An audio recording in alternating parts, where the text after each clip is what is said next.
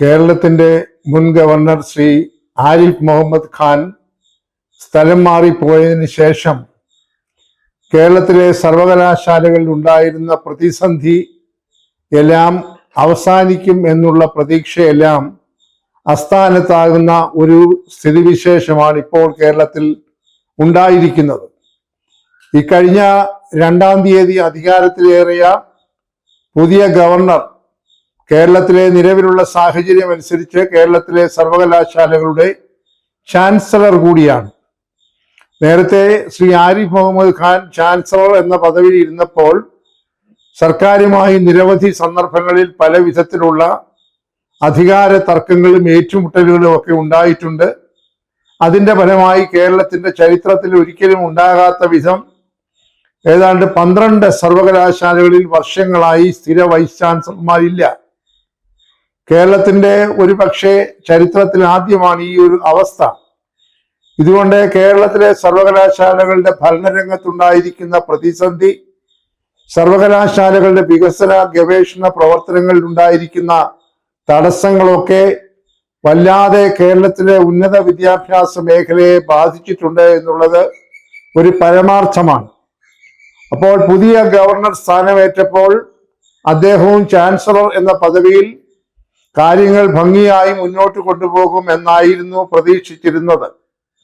എന്നാൽ അത് അങ്ങനെ സംഭവിക്കുകയില്ല എന്നതിൻ്റെ ചില സൂചനകൾ ഇപ്പോൾ തന്നെ ഏതാണ്ട് 10 ദിവസങ്ങൾ കഴിഞ്ഞപ്പോൾ തന്നെ കണ്ടു തുടങ്ങിയിരിക്കുന്നു. ഈ വീഡിയോയിൽ പ്രതിപാദിക്കാൻ ഉദ്ദേശിക്കുന്ന ഒരു പ്രധാന വിഷയം അല്ലെങ്കിൽ അതിൻ്റെ സന്ദർഭം ഇതാണ്. അതായത് ഇപ്പോൾ കുസാറ്റിൽ ഒരു ഹയർ എഡ്യൂക്കേഷൻ കോൺക്ലേവ് എന്ന പേരിൽ ഒരു 2 ദിവസത്തെ അന്തർദേശീയ സെമിനാർ സംഘടിപ്പിച്ചിരിക്കുകയാണ്.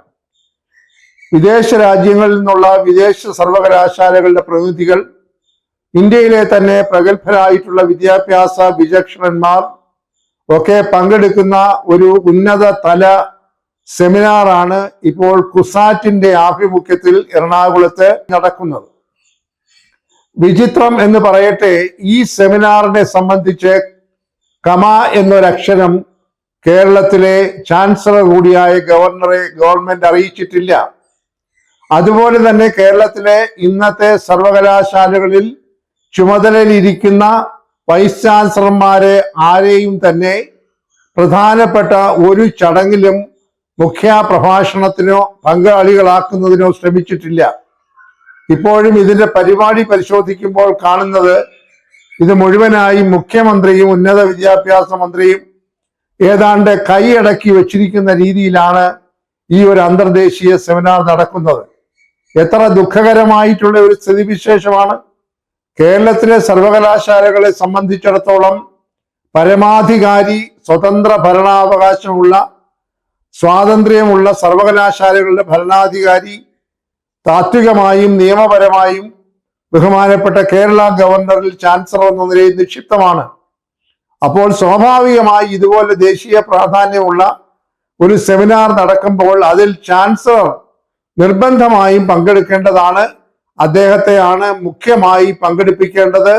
അത് ഗവൺമെന്റിന്റെ ഉത്തരവാദിത്തമാണ് എന്നത് നിസ്സംശയം പറയാൻ സാധിക്കും.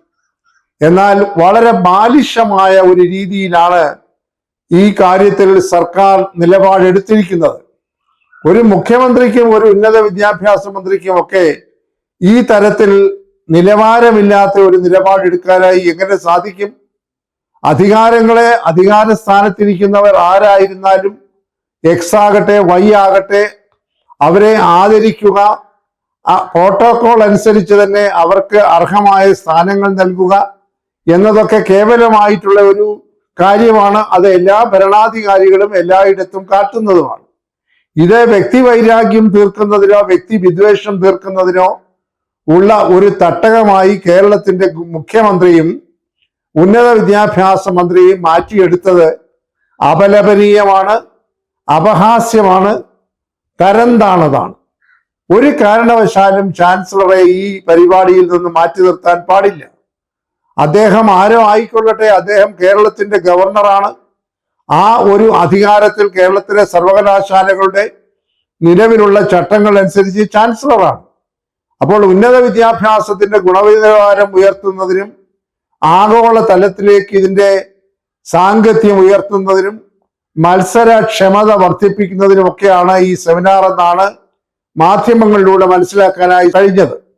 അപ്പോഴും അവിടെ കാണേണ്ടതായ ഒരു കാര്യം, കേരളത്തിന്റെ ഉന്നത വിദ്യാഭ്യാസത്തിന്റെ ഗുണനിലവാരം ഉയർത്തുക എന്ന് പറയുന്നത് ഏതെങ്കിലും ഒരു മന്ത്രിയുടെയോ അല്ലെങ്കിൽ ഒരു മുഖ്യമന്ത്രിയുടെയോ മാത്രം ഉത്തരവാദിത്തമല്ല. ഒരു മുഖ്യമന്ത്രിയോ ഒരു ഉന്നത വിദ്യാഭ്യാസ മന്ത്രിയോ വിചാരിച്ചാൽ ഒരു രാജ്യത്തെയും ഒരു സംസ്ഥാനത്തെയും വിദ്യാഭ്യാസത്തിന്റെ ഗുണനിലവാരം ഉയർത്താനായി സാധിക്കുകയില്ല. അതുകൊണ്ടാണ് രാഷ്ട്രീയക്കാരെ സർവകലാശാലകളുടെ സ്വയംഭരണ അവകാശത്തിൽ കൈകടത്താൻ അനുവദിക്കരുത് എന്ന നിലപാട് യൂണിവേഴ്സിറ്റി ഗ്രാന്റ്സ് കമ്മീഷൻ ഉൾപ്പെടെ എടുത്തിരിക്കുന്നത്.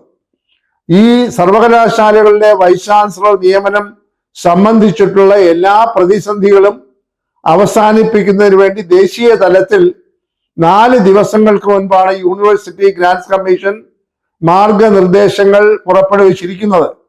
ഫെബ്രുവരി 5-ാം തീയതിയോടുകൂടി അതിന്റെ പൂർത്തീകരണമാകും. അതിന്റെ അവസാന രേഖകൾ പ്രസിദ്ധീകരിക്കുമെന്നാണ് സർവകലാശാല ധനസഹായ കമ്മീഷൻ അറിയിച്ചിരിക്കുന്നത്. അപ്പോൾ കാര്യങ്ങൾ കുറെ വ്യക്തമാകുമെന്നാണ് പ്രതീക്ഷിക്കുന്നത്. പക്ഷെ ഈ കേരളത്തിലെ ഈ ചക്കളത്തി പോരാട്ടം, അതായത് ഗവൺമെന്റും ചാൻസലറും തമ്മിലുള്ള ഈ പോരാട്ടം അവസാനിപ്പിച്ചെങ്കിലേ മതിയാവുകയുള്ളൂ. ഇതിന്റെ ദുരന്തം അനുഭവിക്കുന്നത് നിസ്സഹായരായിട്ടുള്ള നിഷ്കളങ്കരായിട്ടുള്ള ആയിരക്കണക്കിന് വിദ്യാർത്ഥികളും അവരുടെ രക്ഷകർത്താക്കളുമാണ്. വിദ്യാർത്ഥികൾ പരീക്ഷ പാസ്സാകുമ്പോൾ അവരുടെ സർട്ടിഫിക്കറ്റിൽ ഒപ്പിട്ട് കൊടുക്കാനുള്ള ഉത്തരവാദിത്വം വൈസ് ചാൻസലർമാർക്കാണ്. അങ്ങനെ ഒരു വൈസ് ചാൻസലർ ഒരു സർവകലാശാലയിൽ ഇല്ല എന്ന് പറയുന്നത് എന്തൊരു അപമാനകരമായ ഒരു സംഗതിയാണ്. എത്രയോ വിദ്യാർത്ഥികൾക്ക് ഉന്നത പഠനത്തിനായി കേരളത്തിന് പുറത്തും ഇന്ത്യക്ക് പുറത്തും ഒക്കെ പോകേണ്ട ആവശ്യമുണ്ട്.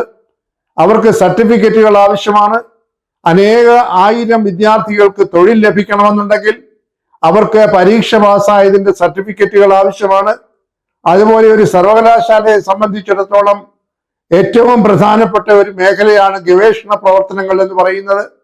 കോടിക്കണക്കിന് രൂപ ചെലവഴിച്ചുള്ള ഗവേഷണ പ്രവർത്തനങ്ങൾ, ധനസഹായം ലഭിക്കുന്ന കേന്ദ്രങ്ങളിൽ നിന്ന് ധനസഹായം നേടിയെടുക്കുക, ഇതിനെല്ലാം ഭരണപരമായിട്ടുള്ള ഒരു സുസ്ഥിരത ഉണ്ടെങ്കിൽ മാത്രമേ സാധിക്കുകയുള്ളൂ. എന്നാൽ അത് ഇല്ലാതെയാക്കുന്നതിനുള്ള ബോധപൂർവമായിട്ടുള്ള വളരെ ഹീനമായിട്ടുള്ള ഒരു സമീപനമാണ് ഈ സർക്കാർ ഇപ്പോഴും സ്വീകരിച്ചിരിക്കുന്നത് എന്നുള്ളത് അത്യന്തം ഖേദകരമായ ഒരു സംഗതിയാണ് എന്ന് പറയുക മാത്രമേ നിവർത്തിയുള്ളൂ. അതുകൊണ്ട് ഗവൺമെന്റ് വളരെ കാര്യമായി നിലപാടിൽ മാറ്റം വരുത്തണം. പുതിയതായി ചുമതല ഏറ്റിരിക്കുന്ന ഗവർണർ ചാൻസലർ എന്ന രീതിയിൽ അദ്ദേഹത്തിന് നിയമപരമായി ഇടപെടാനുള്ള സ്വാതന്ത്ര്യം കൊടുക്കണം. അതെല്ലാം അദ്ദേഹം സ്വന്തം നിലയിൽ ഇടപെടലുകൾ നടത്തുന്നതല്ല. ചട്ടങ്ങളും ഭരണഘടനയും ഒക്കെ അനുശാസിക്കുന്ന രീതിയിൽ അവകാശപ്പെട്ട അധികാരങ്ങൾ ഉപയോഗിക്കുമ്പോൾ അതുമായി ഏറ്റുമുട്ടി പ്രതിസന്ധി സൃഷ്ടിക്കാൻ ഒരു സർക്കാർ ശ്രമിക്കുന്നത് കേട്ടുകേൾവിയില്ലാത്തതാണ്, നമ്മുടെ വളർച്ചയെ വല്ലാതെ മുരടിപ്പിക്കുന്നതുമാണ്. അതുകൊണ്ട് ഈ ഉന്നത വിദ്യാഭ്യാസ കോൺക്ലേവിൽ ചാൻസലർ എന്ന രീതിയിൽ ഗവർണറെ പങ്കെടുപ്പിക്കാതിരുന്നത് അധിക്ഷേപാർഹമാണ് എന്ന് ആവർത്തിച്ചു പറയുന്നു. എന്നാൽ ഇനിയും വരും ദിവസങ്ങളിലെങ്കിലും ഈ ഗവൺമെന്റ് ചാൻസലറുമായി ഒരു ഏറ്റുമുട്ടലിന് മുതിരാതെ സമന്വയത്തോടുകൂടി സമഭാവനയോടുകൂടി അർഹിക്കേണ്ടവരെ അർഹിക്കുന്ന സ്ഥാനങ്ങളിൽ ഇരുത്തി അവരുടെ അധികാരങ്ങൾ ഉപയോഗിക്കാനുള്ള സ്വാതന്ത്ര്യം കൊടുത്ത് സർവകലാശാലകളുടെ സ്വയംഭരണ അധികാരം അവകാശം നിലനിർത്തി കേരളത്തിലെ ഉന്നത വിദ്യാഭ്യാസത്തിന്റെ ഗുണനിലവാരം ഉയർത്തുകയാണ് വേണ്ടത്. അല്ല എന്നുണ്ടെങ്കിൽ രാഷ്ട്രീയക്കാരുടെ ഈ അതിപ്രസരവും ഈ തരത്തിലുള്ള പോരാട്ടവും മൂലം കേരളത്തിലെ ലക്ഷക്കണക്കിന് വിദ്യാർത്ഥികളുടെ ഭാവി ഇരുണ്ടു പോകുന്നത് അതിദയനീയമാണ്. അത് അവസാനിപ്പിച്ചെങ്കിലേ മതിയാവുകയുള്ളൂ. അതുകൊണ്ട് വരും ദിവസങ്ങളിൽ കേരളത്തിന്റെ ഗവൺമെന്റ് വളരെ ഫലകരമായിട്ടുള്ള ഒരു നടപടി എന്ന രീതിയിൽ ചാൻസലറുമായിട്ട് ഏകാഭിപ്രായത്തോടെ പോകുവാൻ തക്കതായ ഒരു സമീപനം സ്വീകരിക്കണം. ഉന്നത വിദ്യാഭ്യാസ മന്ത്രി അതിന് മുൻകൈ എടുക്കണം.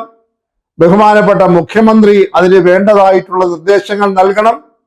സർവകലാശാലകളെ വികസിപ്പിക്കുന്നതിനാവശ്യമായിട്ടുള്ള, കേരളത്തിലെ ഉന്നത വിദ്യാഭ്യാസത്തിന്റെ നിലവാരം ഉയർത്തുന്നതിനാവശ്യമായിട്ടുള്ള ക്രിയാത്മകമായ നടപടികളാണ് ഈ കാലഘട്ടത്തിന്റെ ആവശ്യം.